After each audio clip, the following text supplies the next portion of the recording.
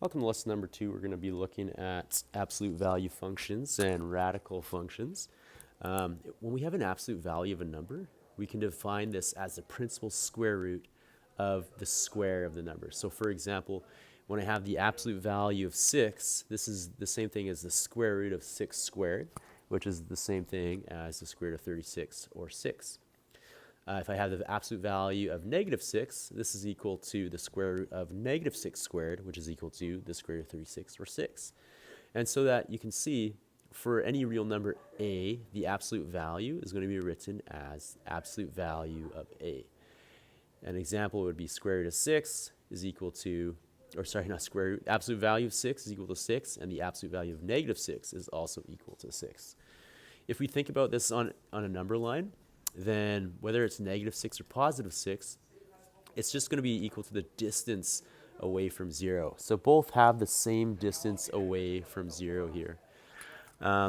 One important note is that the absolute value of a number will also never be equal to a negative number. So if we take a look at class example number 3, the absolute value of 3 is 3, and the absolute value of negative 3 is also 3. However, the absolute value, if we were to take a look at 8, is just 8, but because we have a negative here, we're actually going to have negative 8. Now, in this case, it's not the absolute value that's negative, because the absolute value will never be negative, but it's the overall value of this value that's going to be negative. In this case, again, the absolute value of negative 8 would be 8, but we have this negative sign in front, so that's also going to be negative 8 here. In this case, we have the absolute value of negative 7, which is 7, plus the absolute value of 7, which would be equal to 14. The absolute value of 1 minus 5 is the absolute value of negative 4, which is equal to 4.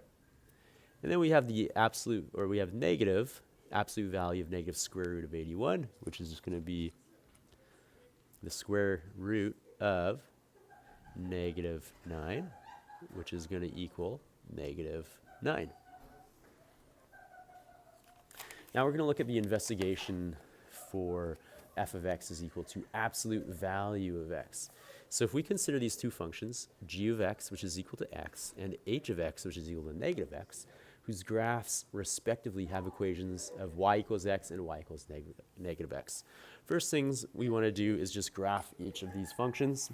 So we could start at the origin, and if I'm looking at the graph of y equals x, anytime I put in a value of, let's say, x equals 1, then my value of y would also equal 1. So y equals x is going to look something like this if I were to continue this graph. And it'd also get graphed into the negative as well. And so this is g of x is equal to x. Now for h of x is equal to negative x, it's the same graph, but just with the opposite slope. So it's going to look something like this into quadrant 2 and extending down into quadrant 4 as well. And this is h of x is equal to negative x. Now, if I compare this with my function of the absolute value of x, where f of x equals absolute value of x, whose graph has the equation y equals absolute value of x, we want to complete this table of values and then plot them on the grid. So if we were to plug in negative 5 in for x, then the value of y will equal 4. If we plug in negative 4 for x, it will be 4. And it'll just be equal to each of these values, but for our y's. So if I were to plot this on the grid, I would have negative 5 and 5. I would have negative 4 and 4. And my graph is going to look something like this, 0, 0.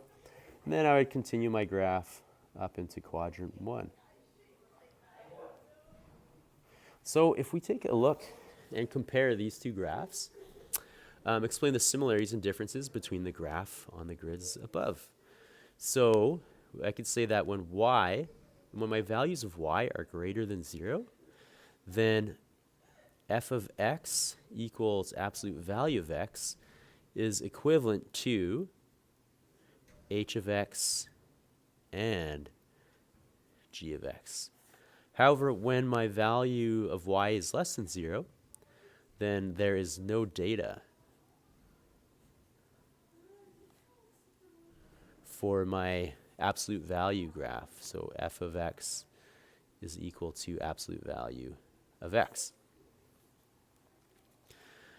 Now, if we look at the graph of y equals absolute value x, if it contains two straight lines, we just state the equation of the line in quadrant 1. So what would be the equation of this part of the line in quadrant 1? Well, that would be y is equal to x.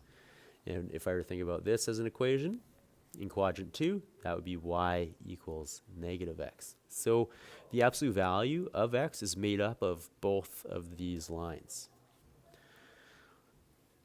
So we can see from number 4 that y is equal to absolute value of x can be written in two pieces with different domains for each piece. So if we complete the following to write the absolute value function f of x equals absolute value x as a piecewise function, we could say that f of x is equal to, x has to be greater than or equal to 0 if we're talking about y equals x. But x will be less than 0 if we're talking about y equals negative x.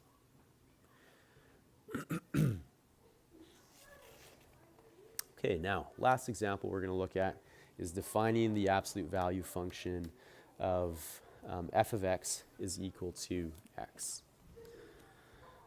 And actually we're going to, this is what we just looked at, but if we look at our radical functions now, so a radical function is a function which contains a radical, and the simplest radical function is y equals square root of x. Now what we're going to do here is we're going to complete this table and then place them on our grid. So if I were to substitute negative 4 in for x, we know that this is going to be undefined because I can't take the square of a negative number. And for negative 1, it'll also be undefined. If I have it at 0, it'll be 0. Square root of 1 is 1. Square root of 4 is 2. Square root of 9 is 3. And square root of 16 is 4.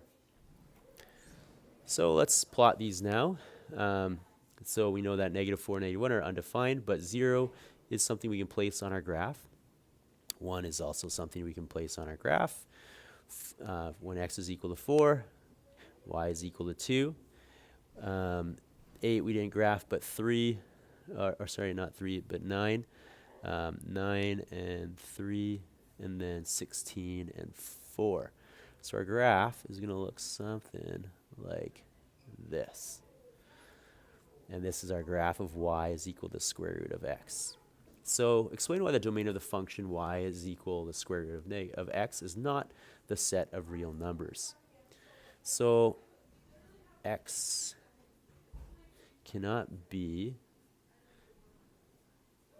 a set of real numbers since the square root of a negative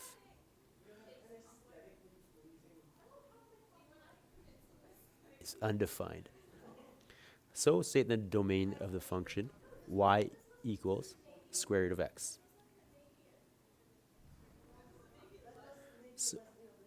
So x is an element of real numbers. X has to be greater than or equal to 0 such that x is an element of real numbers.